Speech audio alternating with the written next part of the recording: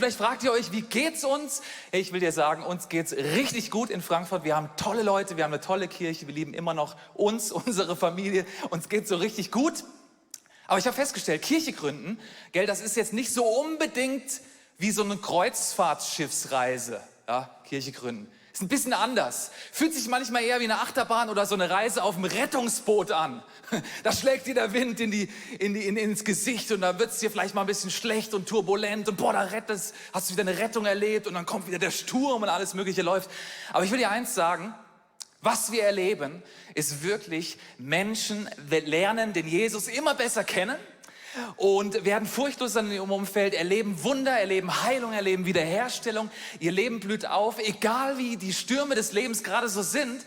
Und wir erleben wirklich hautnah, gell, in Frankfurt auch, die lokale Kirche ist wirklich immer noch die Hoffnung für die Welt. Also nicht die Organisation Kirche, sondern die Message, die Gott der Kirche anvertraut hat. Das ist immer noch sein Plan A, dass die Message, die wir tragen, nämlich dass Jesus von den Toten auferstanden ist, lebt und unser Leben wiederherstellen, heilen, befreien kann. Die Message, die gilt, die funktioniert immer noch und mehr denn je. Und wir erleben das und ich frage mich heute Morgen, gibt es hier irgendjemanden in diesem Raum oder online, der begeistert ist, dass die Message uns anvertraut wurden und wir das erleben? Dann kannst du noch mal ausflippen gerade jetzt.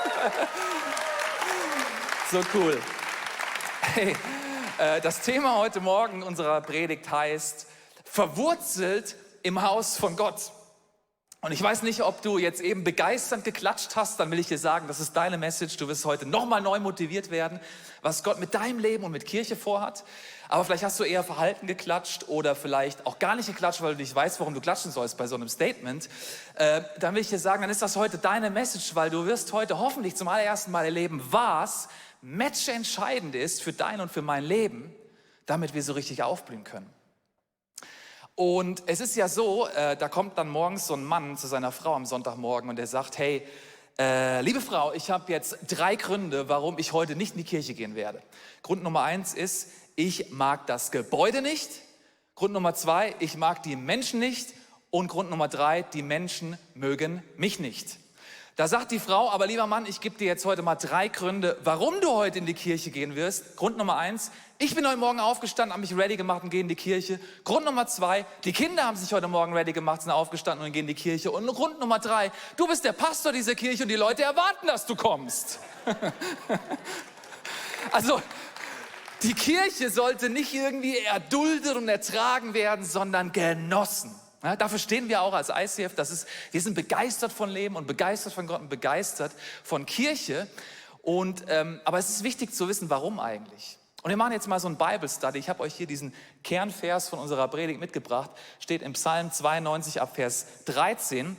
Da heißt es, alle, die nach Gottes Willen leben, die gleichen einer immergrünen Palme, einer mächtigen Zeder auf dem Libanon. Sie sind verwurzelt im Haus des Herrn, dort in den Vorhöfen unseres Gottes, da grünen sie immer zu. Selbst im hohen Alter sprießen sie noch, sie stehen in vollem Saft und haben immer grüne Blätter. Mit ihrem ganzen Leben verkünden sie, der Herr hält sich an seine Zusagen. Ja, er ist mein Fels, kein Unrecht ist bei ihm zu finden.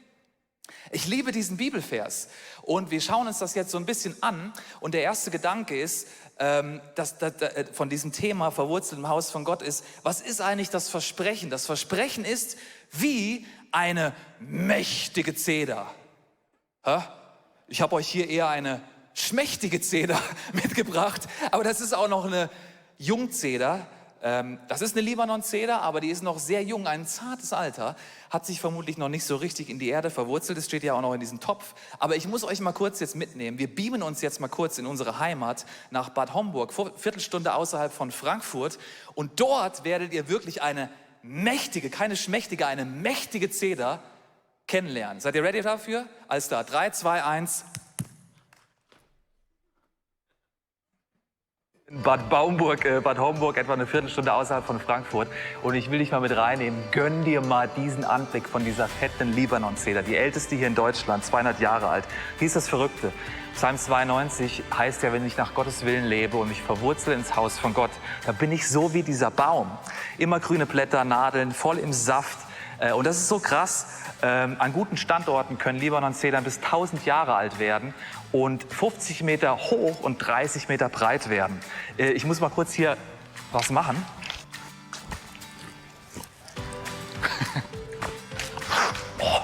Der Libanon-Zeder-Duft, der wirkt erotisch und ich muss jetzt auch quasi fast aufpassen, dass der Jonas hinter der Kamera mich nicht gleich anspringt. Aber das ist krass, mein Leben hat Attraktivität, wie diese Zeder. Während der Sommermonate, wenn es Dürreperioden gibt, wachsen die mal kurz nicht. Aber wenn dann der Regen wieder kommt, wachsen sie ganz normal weiter. Mit anderen Worten, Corona-Krise, du kannst kommen. Vielleicht wachse ich mal für eine Season nicht, aber meine Zeit kommt wieder. Das ist so krass. Libanon-Zeder können bis von minus 35 bis plus 30 Grad easy handeln. Mit anderen Worten, egal wie heiß oder wie kalt es gerade in meinem Beziehungsleben oder in meinem Umfeld gerade läuft, ich bin standhaft. Das Zedernöl hat heilende Wirkung gegen allerlei Krankheiten. Mega crazy. Das heißt, mein Leben hat heilende Wirkung auf mein Umfeld. Der Zedernölduft bewirkt beruhigend, ist gut gegen Angstzustände, depressive Verstimmung und allerlei andere Nervositäten. Das heißt, mit anderen Worten zusammengefasst, mein Leben, wenn ich mich ins Haus von Gott verwurzel, strahlt Ruhe, Kraft, Heilung und Stabilität aus. Wie geil ist denn das? Hey, jetzt wo wir das uns angeschaut haben, können wir gerne wieder weiterreden über all die krassen Versprechungen für dein und mein Leben. Ha! Da sind wir wieder. Ja, zweimal klatschen und schon wieder hergebeamt. Umgezogen, super Sache. Ich finde das so krass, weil das Versprechen nochmal zusammengefasst heißt, mein Leben blüht auf, aufblühendes Leben. Das gilt für dich und für mich. Heilung für mich, aber auch für mein Umfeld, für andere. Attraktive Ausstrahlung, Kraft, Stabilität und Ruhe in allen Lebenslagen. Und ich will dich fragen, meine liebe Frau Simone, was heißt das für dich und wie erlebst du das in deinem Leben? Ja, ich habe mich in Jesus und im ICF verwurzelt und es hat mein Leben komplett verändert.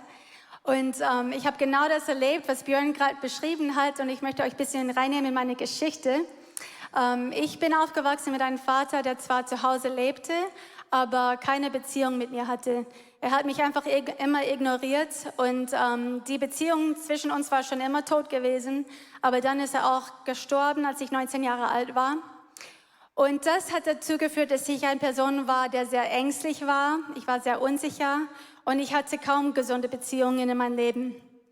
Aber dann kam ich im ICF und diese liebevollen Menschen, die haben mich so gut behandelt.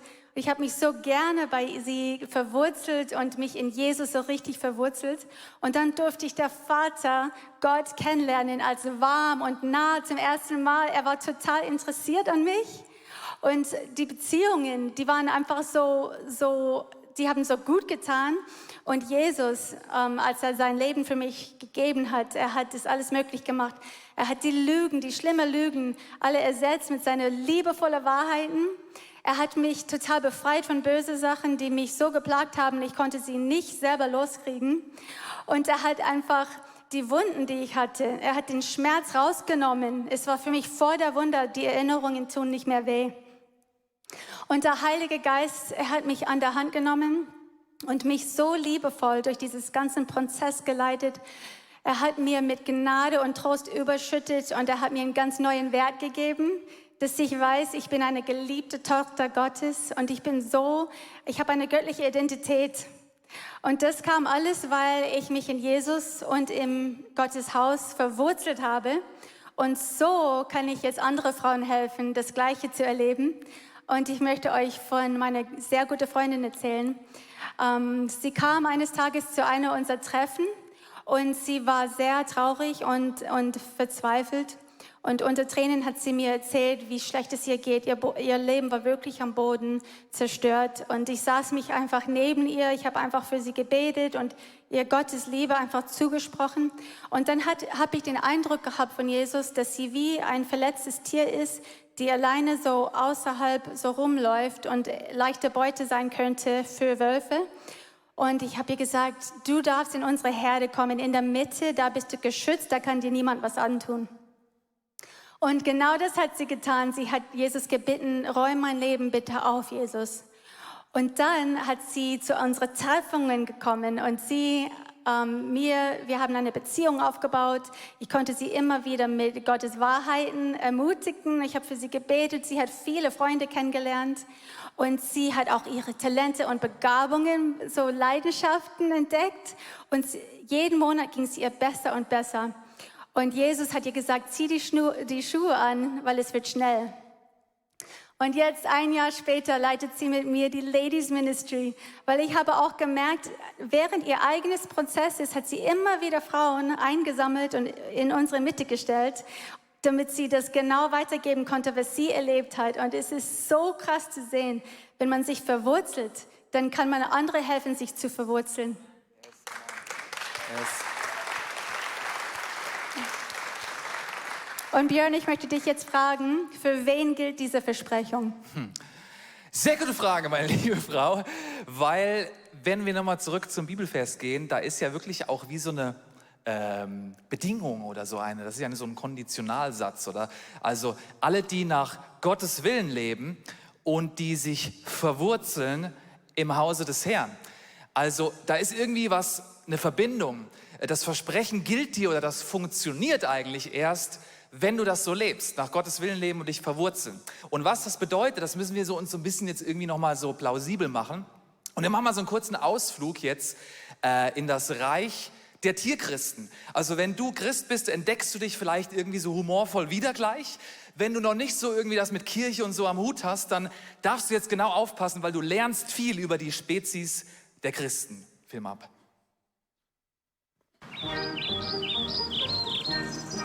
Machen wir mal einen Ausflug in die Christenwelt. Da gibt es den Schmetterlingschristen. Er fliegt von Pflanze zu Pflanze, saugt sich schnell ein bisschen Worship hier und eine gute Predigt dort ein und ein bisschen Livestream hier und ein bisschen Gemeinschaft da hinten und ein bisschen Gebet da vorne und dort hinten sehen die Leute so schön aus. Aber dort schmeckt der Kaffee am besten und zack, so fliegt der Schmetterlingschrist von Kirche zu Kirche, aber bleibt nicht lange an einem Ort. Daneben haben wir den Froschchristen. Dieser setzt sich erst einmal hin und lernt die Leute kennen und ist erst einmal dabei. Klingt vorbildlich. Aber kommen dann irgendwann die ersten Konflikte, dann bläht er sich auf und zack springt er auf und davon, um dann wieder woanders von vorne anzufangen. Ja, und dann gibt es auch noch die Baumchristen. Und dazu hören wir jetzt mehr. Ja, vielleicht hast du dich so durch die Blume so ein bisschen vielleicht wiederentdeckt. Was sind denn die Baumchristen? Der Paulus, ein krasser Theologe im zweiten Teil der Bibel, der schreibt einen Brief an die Gemeinde in Kolosse, den Kolosserbrief. Und die waren so ein bisschen wie diese Schmetterlingschristen. Er sagt Folgendes zu ihnen. Er sagt, hey, senkt eure Wurzeln tief in seinen Boden und schöpft aus ihm. Dann werdet ihr im Glauben wachsen und in der Wahrheit, in der ihr unterwiesen wurdet, standfest werden. Und dann wird euer Leben überfließen von Dankbarkeit für alles, was er getan hat. Die Situation dort war, der Paulus hat an diese Kirche geschrieben, weil die waren so ein bisschen wie diese Schmetterlingschristen, die sind so von Lehre und von Teaching zu Teaching geflogen, aus allen Richtungen irgendwie, aber die waren wie so ein Blatt im Wind und er sagt, hey, es ist so wichtig, dass du dich verwurzelst, weil dann passiert das, dass du dich verwurzelst in Jesus, wo von sich selber sagt, dass er der Tempel ist, der zerstört wird und nach 3 Tagen wieder aufgebaut worden ist. Also Jesus ist das Haus von Gott. Der Plan A war immer Kirche, weil da Jesus drin ist. Und wenn das passiert, dann gilt dir dieses Versprechen. Aber ich kann gut nachvollziehen, wenn du jetzt vielleicht denkst, ich habe da so meine Vorbehalte. Weil sich wirklich zu verwurzeln bedeutet ja eigentlich, dass ich dann nicht mehr so flexibel bin. Und die Bibel sagt doch, sei flexibel, sagt die Bibel, oder? Also ich bin dann plötzlich irgendwie so nicht mehr so schnell weg aus der Nummer. Und ich möchte den jungen Mann begrüßen, der ganz lange Teil vom ICF Zürich war und jetzt bei uns in Frankfurt ist. Herzlich willkommen, David Picardi, diesen gut aussehenden jungen Mann, ein Mann nach dem Herzen Gottes, heißt ja auch David. Schön, dass du hier bist, David. Danke, Björn. Und ich will dich fragen, ja, was ist denn so deine Kirchengeschichte in diesem Kontext? Ja, ich war lange Zeit ein Schmetterlingschrist. Ich bin von Kirche zu Kirche gezogen und immer auf der Suche nach einem Zuhause. Und irgendwann in meinem Leben kam ich dann hier nach Zürich, bin hierher gezogen und wusste am ersten Sonntag eigentlich, gut, ich will hier ins ICF Zürich, weil ich es damals aus Berlin schon kannte. Dort bin ich aufgewachsen in meiner Kindheit und war einfach geflasht. Ich habe mich sofort wohlgefühlt. Der Worship war mega stark und ich kam einfach echt in die Gegenwart Gottes. Die Predigten waren herausfordernd und die Leute waren so nett einfach. Ich habe schnell Freunde gefunden, die bis heute Bestand haben und war einfach dankbar und unglaublich glücklich. Und irgendwann kam so der Moment, wo mich ein paar gefragt haben, ja, möchtest du nicht hier mal in das Team reingucken oder hier mal dort mithelfen? Und irgendwie wurde es mir da immer zu viel. Ich habe immer so gemerkt, nein, irgendwie möchte ich das nicht ganz, ich möchte mich hier jetzt nicht festlegen, ich habe eigentlich auch keine Zeit, ich fühle mich nicht danach, verschiedene Gründe und habe dann immer abgesagt. Und dann merkte ich, nach einiger Zeit, irgendwie geht es nicht weiter in meinem Leben.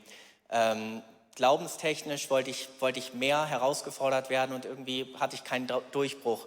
Auf der Arbeit haben sich Türen geschlossen und dann kam irgendwann ein Angebot aus Frankfurt von meinem alten Chef, der mich zurück wollte und ich wollte zuerst nicht wieder zurück. Ich wollte nicht das Leben aufgeben, was ich hier in der Schweiz hatte und ganz besonders nicht die Kirche und den Anschluss verlieren. Und ich habe das erstmal beiseite getan, habe gebetet und dann hörte ich eben, dass Björn und Simone das ICF in Zürich, in Frankfurt gründen wollen. Und das habe ich wie so ein Calling erlebt, einfach für mein Leben. Also es war einfach so, dass ich auf einmal so den Wunsch verspürt habe, irgendwie dabei zu helfen, ein Zuhause aufzubauen, wie ich es hier gefunden habe in Zürich und das für andere Menschen einfach. Und mittlerweile, bin ich dort in Frankfurt, ich habe Gott vertraut und bereue es einfach überhaupt nicht. Ich kann dort das Welcome-Team leiten und einfach mit so starken Männern und Frauen zusammen die Atmosphäre im Gottesdienst davor und danach prägen. Und es ist voll das Herzensprojekt geworden. Und ich merke einfach, ich habe Zeit, ich habe die Ressourcen und ich habe auch die Begabung dafür. Und fühlt sich einfach gut an. Hammer. Vielen Dank, David. Danke dir. Fühlt sich gut an und gut, dass du diesen Schritt getan hast. Sorry für euch, gut für uns. Hey, wir wollen dir noch 2 ganz praktische Tipps geben zum Schluss, wie du dich jetzt verwurzeln kannst. Wie funktioniert das denn eigentlich? Und wenn du Teil dieser Kirche bist, dann kennst du dieses Bild, dann kennst du unsere Kultur, wie wir uns treffen. Wenn nicht, dann will ich dir das noch mal kurz vorstellen. Wir glauben an Big und an Small. Wir glauben an Input und an Output. Und Big heißt für mich, hey, komm am Sonntag. Weil am Sonntag erlebst du Gottes Gegenwart, du erlebst Gottes Kraft und du erlebst Gottes Leute. Ich weiß nicht, wie oft ich auch hier in diese Kirche gerannt bin an einem Sonntagmorgen und irgendwie hatte ich einen Brain-Tilt im Kopf, war ein bisschen niedergeschlagen oder was auch immer und im Worship hat sich einfach alles wieder auf den Gott geeicht. Und ich habe gemerkt, ach krass, es geht wieder vorwärts. Ich weiß nicht, wie oft ich in meinem Leben in die Kirche morgens gekommen bin oder am Abend und habe Fragen in meinem Leben gehabt. Wie soll das weitergehen? Und dann hat Gott plötzlich durch die Predigt oder durch ein Gespräch im Foyer mit einer anderen Person mir eine Antwort gegeben. Und ich weiß nicht, wie oft das für andere Menschen passiert ist, weil ich da war und das für jemandem anderen sein konnte. Und ich will dich herausfordern und einladen. Hey, verwurzel dich, komm am Sonntag, um deiner selbst willen, aber auch um deiner Freunde willen. Die brauchen das. Ich brauche das, du brauchst das, unser Umfeld brauchen das. Und klar sind wir in so einer Zeit, da ist es auch wichtig, im Livestream dabei sein zu können, weil du fühlst dich vielleicht ein bisschen unwohl, du kannst noch nicht kommen oder vielleicht ist es auch einfach ein bisschen zu gemütlich. Aber irgendwie merke ich trotzdem, es hat einfach irgendwie eine besondere Power, wenn wir uns treffen. Und es ist eigentlich wie bei dem Fitnessstudio, ist ja logisch. Also wenn du ins Fitnessstudio gehst und hast andere Leute, die gerade am Fit werden sind, dann hast du Bock, Fitness zu machen. Im Gegensatz dazu, wenn du im Kino bist und lehnst dich zurück und isst Popcorn und Nachos, hast du keinen Bock, Fitness zu machen. Ist doch logisch, oder? Und irgendwie ist das ein Mysterium, was wir beispielsweise auch letztes Weihnachten erleben konnten. Da waren wir gerade so 3 Monate am Start und die Hütte war voll. Wir hatten fast 200 Leute bei uns am Weihnachtsgottesdienst. Und unser Tontechniker sagt mit Gänsehaut, hey, ich weiß gar nicht, was passiert ist, aber ich war so überwältigt von der Kraft und der Gegenwart von Gott. Da war so eine Dichte da. Ja, logisch, weil so viele Leute von Gott da sind. Da ist Gottes Kraft da. Und das ist die Kraft und die Power vom Big. Und ich will dich einladen, sei dabei. Aber es gibt ja auch noch das Small, gell? Genau, das Small. Das Small heißt bei uns, finde deine Group und gehe mit ihnen durch dick und dünn. Und in der Bibel, in der Apostelgeschichte steht, was das Leben der Christen prägte, waren die Lehre, in der die Apostel sie unterwiesen, ihr Zusammenhalt in gegenseitiger Liebe und Hilfsbereitschaft, das Mahl des Herrn und das Gebet. Und genau das hat eine sehr gute Freundin von mir auch erlebt. Sie hat Jesus Liebe so intensiv erlebt, sie hat sich dann taufen lassen und sie wurde sehr involviert bei uns mit ihrem Mann in unserem Small Group und Explore und die haben in den ICF Kids mitgeholfen und dann eines Tages wurde sie schwanger und wir haben uns so mit ihr gefreut, aber dann leider hat sie das Kind verloren. Es war sehr, sehr traurig und sie kamen aber weiterhin zu den Treffen. Sie kamen zum Small Group mit gebrochenem Herzen. Sie kamen und haben sich liebevoll um die Kids gekümmert im ICF Kids, obwohl sie ihr eigenes Kind verloren haben. Und Björn und ich haben Tränen in den Augen gehabt und wir haben so für sie gebetet, dass sie wieder ein Kind bekommen.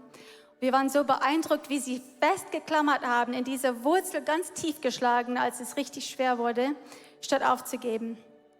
Und ich darf sagen, sie wurden wieder schwanger und das Baby kommt bald und wir freuen uns riesig.